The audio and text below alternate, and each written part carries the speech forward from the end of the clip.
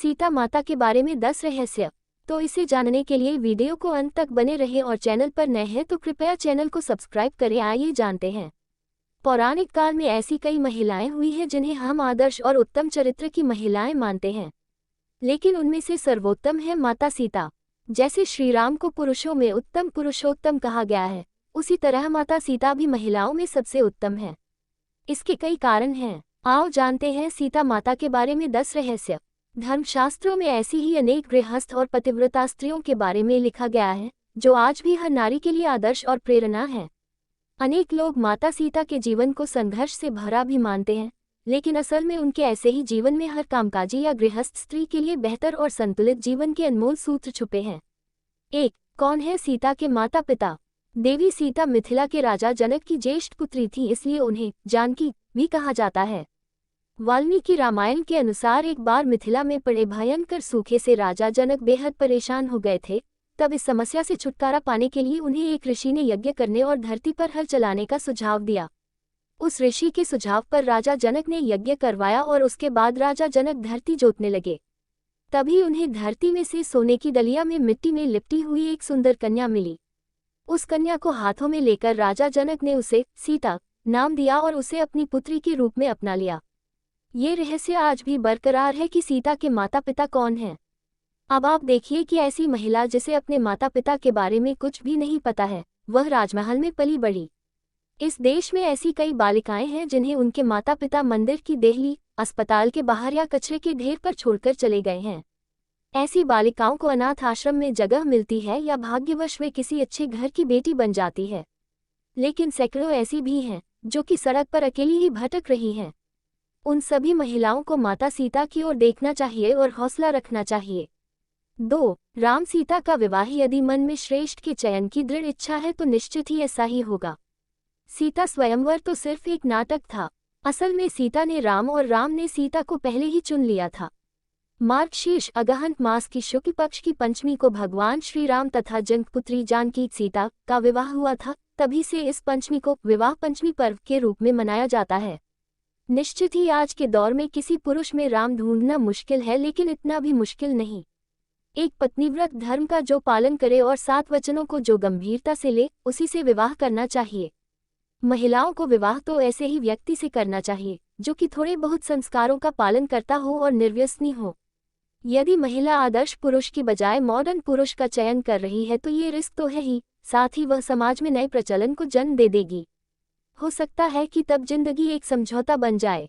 3. असाधारण पतिव्रता। ये बहुत ही आश्चर्य है कि वनवास श्री राम को मिला, लेकिन माता सीता भी उनके साथ महलों के सारे सुख, धन और वैभव को छोड़कर चल दी, सिर्फ इसलिए कि उन्हें अपने पतिव्रत धर्म को निभाना था। इसलिए भी कि उन्होंने 7 वचन साथ में पढ़े थे। उस काल में वन बहुत ही भयानक हुआ करता था, वहां रहना भी बहुत कठिन था, लेकिन माता सीता ने राम के साथ ही रहना स्वीकार किया। निश्चित ही पति को अपनी पत्नी के हर कदम पर साथ देना जरूरी है, उसी तरह पत्नी का भी उसके पति के हर सुख और दुख में साथ देना जरूरी है। कोई महिला यदि अपने पति के दुख में दुखी और सुखी में सुखी नहीं होती है तो उसे सोचना चाहिए कि वह क्या है। आदर्श और उत्तम दाम्पत्य जीवन शिव पार्वती और राम सीता की तरह ही हो सकता है। 4. सिर्फ गृहिणी नहीं, कामकाजी भी। माता सीता सिर्फ गृहिणी ही नहीं थी, अर्थात घर में रहकर रोटी बनाना या घर के ही कामकाज देखना। वे प्रभु श्री राम के हर कार्य में हाथ बटाती थीं। इस तरह वे एक कामकाजी महिला भी थीं। श्री राम जहाँ रुकते थे वहाँ वे 3 लोगों के रहने के लिए एक कुटिया बनाते, खुद के कपड़े बनाते, जलाने की लकड़ियाँ इकट्ठी करते और खाने के लिए कंदमूल तोड़ते थे। उक्त सभी कार्यों में लक्ष्मण सहित माता सीता उनका साथ देती थीं। 5. सीता का साहस। माता सीता का जब रावण ने अपहरण कर लिया और उन्हें अशोक वाटिका में रखा, तब इस कठिन परिस्थिति में उन्होंने शील, सहनशीलता, साहस और धर्म का पालन किया। इस दौरान रावण ने उन्हें साम, दाम, दंड और भेद तरह की नीति से अपनी ओर झुकाने का प्रयास किया, लेकिन माता सीता नहीं झुकी, क्योंकि उनको रावण की ताकत और वैभव के आगे अपने पति श्रीराम और उनकी शक्ति के प्रति पूरा विश्वास था। लंकाधिपति रावण ने अपहरण करके 2 वर्ष तक माता सीता को अपनी कैद में रखा था। इस कैद में माता सीता एक वाटिका की गुफा में राक्षसनियों के पहरे में रहती थी। 6. सीता का विश्वास। हनुमान जब लंका में अशोक वाटिका पहुंचे तो वे भगवान श्रीराम की जो अंगूठी लाए थे वह सीता को दी। सीता माता बहुत खुश हुई। उन्होंने अपने कष्ट को व्यक्त किया और आशंका और निराशा भी जताई कि इतना विलंब कैसे हो गया राम को आने में। नाथ कहीं भूल तो नहीं गए मुझे। सीता के मन की ऐसी स्थिति जानकर हनुमान ने कहा कि राम को आने में थोड़ा विलंब हो रहा है माता, यदि आपको लग रहा है कि वे समुद्र पार कर पाएंगे या नहीं तो मैं आज ही आपको लेकर राम जी के पास चलता हूँ। हनुमान जी ने उन्हें अपनी शक्ति का भरोसा और परिचय दिया। सीता हनुमान जी की शक्ति को देखकर आश्वस्त हो गई और समझ गई कि यह वानर तत्क्षण ही मुझे राम के पास ले जा सकता है। इसके बाद भी सीताजी ने कहा कि राम के प्रति मेरा जो समर्पण है, जो संपूर्ण त्याग है, मेरा पतिव्रता का धर्म है, उसको ध्यान में रखकर मैं राम के अतिरिक्त किसी अन्य का स्पर्श नहीं कर सकती। अब राम यहाँ आए, रावण का वध करें, जो उसके लोग हैं उनको मारे और हमें लेकर जाएं। राम जी ही मुझे मान मर्यादा के साथ लेकर जाएं, यही उचित होगा। 7. मायावी सीता। माना जाता है कि रणक्षेत्र में वानर सेना तथा राम लक्ष्मण में भय और निराशा फैलाने के लिए रावण के पुत्र मेघनाद ने अपनी शक्ति से एक मायावी सीता की रचना की, जो सीता की भांति ही नजर आ रही थी। मेघनाद ने उस मायावी सीता को अपने रथ के सामने बैठाकर रणक्षेत्र में घुमाना प्रारंभ किया। वानरों ने उसे सीता समझकर प्रहार नहीं किया। बाद में मेघनाद ने मायावी सीता के बालों को पकड़कर खींचा तथा सभी के सामने उसने उसके 2 टुकड़े कर दिए। ये दृश्य देखकर वानर सेना में निराशा फैल गई। सभी सोचने लगे कि जिस सीता के लिए युद्ध कर रहे हैं वे तो मारी गई हैं, अब युद्ध करने का क्या फायदा। राम ने सीता की मृत्यु का समाचार सुना तो वे भी अचेत हो गए। चारों ओर फैला खून देखकर सब लोग शोकाकुल हो उठे। ये देखकर मेघनाद ने कुंभिला देवी के स्थान पर जाकर हवन करने लगा। जब राम की चेतना लौटी तो लक्ष्मण और हनुमान ने उन्हें अनेक प्रकार से समझाया तथा विभीषण ने कहा कि रावण कभी भी सीता को मारने की आज्ञा नहीं दे सकता, अतः ये निश्चय ही मेघनाद की माया का प्रदर्शन है। आप निश्चिंत रहिए। बाद में कुछ दिन युद्ध और चला और अंततः रावण मारा गया। 8. सीता की अग्निपरीक्षा। सीता ने अग्निपरीक्षा दी थी या नहीं दी थी, ये सवाल अभी भी बना हुआ है।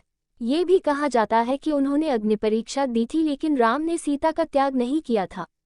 जिस सीता के बिना राम एक पल भी रह नहीं सकते और जिसके लिए उन्होंने सबसे बड़ा युद्ध लड़ा, उसे वे किसी व्यक्ति और समाज के कहने पर क्या छोड़ सकते हैं। राम जब सीता को रावण के पास से छुड़वाकर अयोध्या ले आए तो उनके राज्याभिषेक के कुछ समय बाद मंत्रियों और दुर्मुख नामक एक गुप्तचर के मुंह से राम ने जाना कि प्रजाजन सीता की पवित्रता के विषय में संदिग्ध है, अतः सीता और राम को लेकर अनेक मनमानी बातें बनाई जा रही हैं। उस वक्त सीता गर्भवती थी। राम और अन्य से सीता से कहा कि समाज में बातें बनाई जा रही हैं। सभी कहते हैं कि अग्निपरीक्षा देगा पड़ेगी। माना जाता है कि राम और समाज द्वारा संदेह किए जाने के कारण सीता ने ग्लानि, अपमान और दुख से विचलित होकर चिता तैयार करने की आज्ञा दी। सीता ने ये कहा, यद्यपि मन, वचन और कर्म से मैंने सदैव राम को ही स्मरण किया है तथा रावण जिस शरीर को उठाकर ले गया था वह अवश था, तब अग्निदेव मेरी रक्षा करें।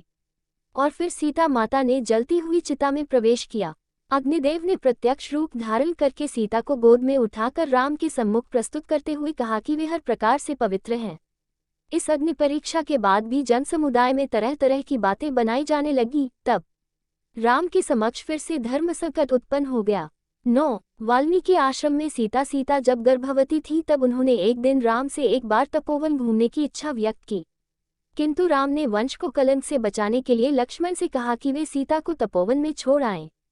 हालांकि कुछ जगह उल्लेख है कि श्रीराम का सम्मान उनकी प्रजा के बीच बना रहे, इसके लिए उन्होंने अयोध्या का महल छोड़ दिया और वन में जाकर वे वाल्मीकि आश्रम में रहने लगी। वे गर्भवती थी और इसी अवस्था में उन्होंने अपना घर छोड़ा था। वाल्मीकि आश्रम से सीता ने लव और कुश नामक 2 जुड़वा बच्चों को जन्म दिया। 10. सीता की मृत्यु। माता सीता अपने पुत्रों के साथ वाल्मीकि आश्रम में ही रहती थी। एक बार की बात है कि भगवान श्रीराम ने अश्वमेध यज्ञ का आयोजन किया। उस यज्ञ में वाल्मीकि जी ने लव और कुश को रामायण सुनाने के लिए भेजा। राम ने दोनों कुमारों से यह चरित्र सुना। कहते हैं कि प्रतिदिन वे दोनों 20 सर्ग सुनाते थे। उत्तरकांड तक पहुंचने पर राम ने जाना कि वे दोनों राम के ही बालक हैं। तब राम ने सीता को कहलाया कि यदि वे निष्पाप हैं तो यहाँ सभा में आकर अपनी पवित्रता प्रकट करें। वाल्मीकि सीता को लेकर सभा में गए। वहां सभा में वशिष्ठ ऋषि भी थे। वशिष्ठ जी ने कहा, हे राम, मैं वरुण का 10वां पुत्र हूँ। जीवन में मैंने कभी झूठ नहीं बोला। ये दोनों तुम्हारे पुत्र हैं। यदि मैंने झूठ बोला हो तो मेरी तपस्या का फल मुझे न मिले। मैंने दिव्य दृष्टि से उसकी पवित्रता देख ली है। सीता हाथ जोड़कर नीचे मुख करके बोली, हे धरती माँ, यदि मैं पवित्र हूँ तो धरती फट जाए और मैं उसमें समा जाऊं। जब सीता ने ये कहा तब नागू पर रखा एक सिंहासन पृथ्वी फाड़कर बाहर निकला। सिंहासन पर पृथ्वी देवी बैठी थी। उन्होंने सीता को गोद में बैठा लिया। सीता के बैठते ही वह सिंहासन धरती में धंसने लगा और सीता माता धरती में समा गईं। हालांकि पद्मपुराण में इसका वर्णन अलग मिलता है। पद्मपुराण की कथा में सीता धरती में नहीं समाई थी, बल्कि उन्होंने श्री राम के साथ रहकर सिंहासन का सुख भोगा था और उन्होंने भी राम के साथ में जल समाधि ले ली थी।